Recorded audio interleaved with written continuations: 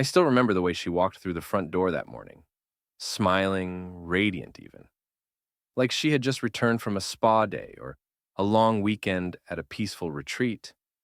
The light caught her perfectly as she tossed her bag onto the entryway table, her laughter echoing through the house.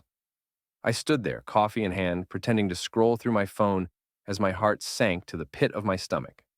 "Morning, babe," she chirped, planting a quick kiss on my cheek. Her lips lingered soft but cold, as though she were performing a routine and not kissing the man she vowed to love forever. "Morning," I replied. I forced a smile, though every fiber of me was tense. I wanted to confront her right then and there, to scream and demand answers, but I didn't. Not yet. I needed her to see it. I needed her to realize what she had done, and know there was no going back. My name is Evan, and for 7 years, I've been married to Maria. On the surface, we were picture perfect. The envy of our friends, the pride of our parents. You know the type. She was my college sweetheart, the girl everyone admired, the one I couldn't believe said yes when I proposed. We built a life together, a home. We traveled, laughed, and dreamed about the future like any other couple. I thought we were happy. I was happy until a month ago. It started small. You know how these things do. She'd come home late from work more often, claiming deadlines and demanding clients.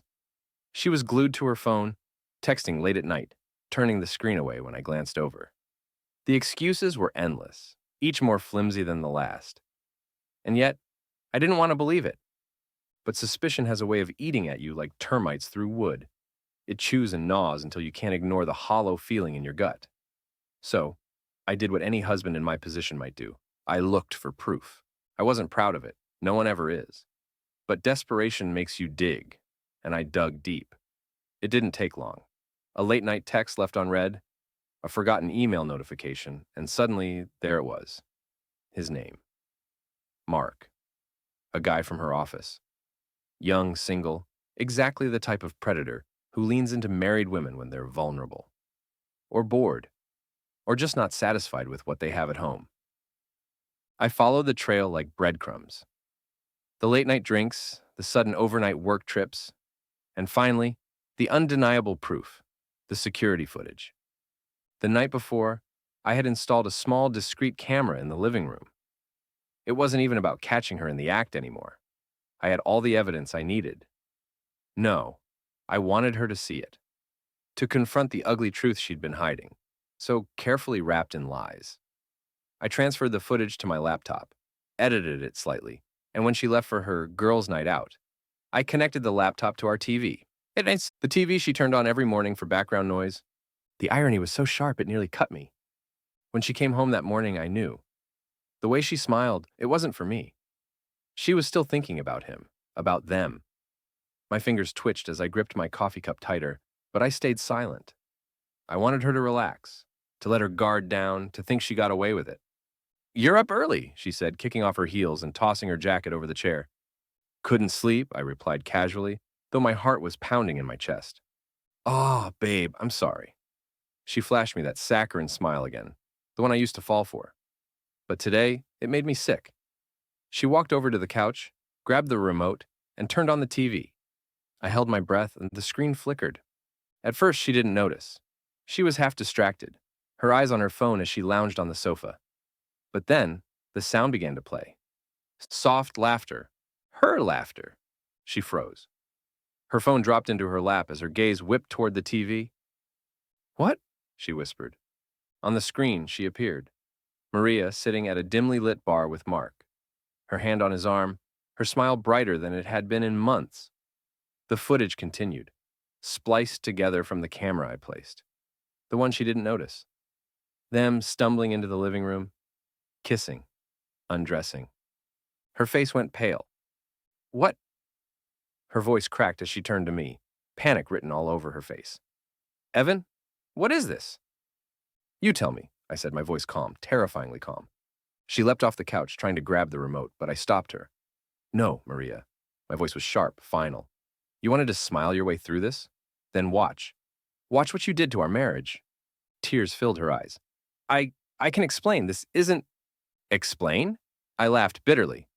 "You think there's an explanation for this?" I gestured to the screen. "For bringing him here, Into our home? The one we built together?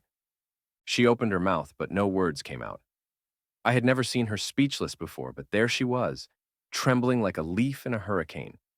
Evan, please, she choked out, tears streaming down her face. Please what? I demanded. My voice cracked. The anger, the pain, it all came rushing out at once. Please forgive you? Pretend like this never happened? I shook my head, laughing bitterly. Oh, no, Maria. You don't get to walk away clean. I didn't shout. I didn't break things. I didn't do what she probably expected. Instead, I handed her a neatly folded manila envelope, something I'd prepared days ago. What is this? She whispered, clutching it with shaking hands. It's everything you're walking away with, I said coolly. Inside were the divorce papers, already signed by me. My lawyer had made sure of everything. The house, the savings, even her car, all under my name. Thanks to a very clear prenuptial agreement, she was entitled to almost nothing. No, no, no, she stammered, flipping through the pages, her voice breaking. Evan, you can't do this. You can't. Oh, but I can, I said, stepping closer. And I will. You see, Maria, actions have consequences. You made a choice. You chose him over me. Over us.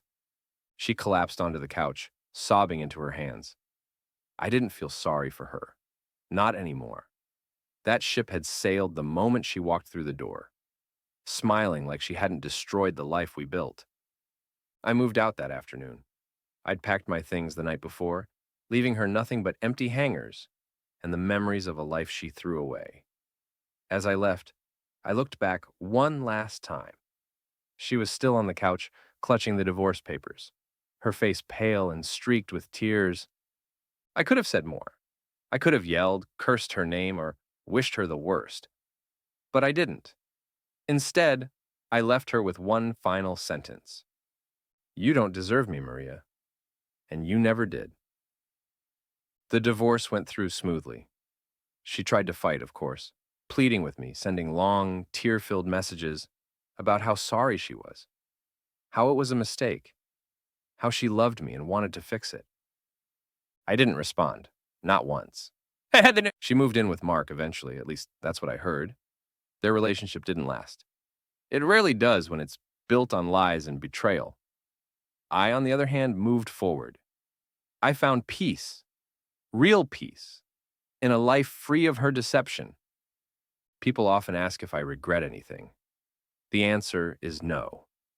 Because in that moment, when her face went pale and her lies came crashing down around her, I knew I had already won. And there's nothing more satisfying than that.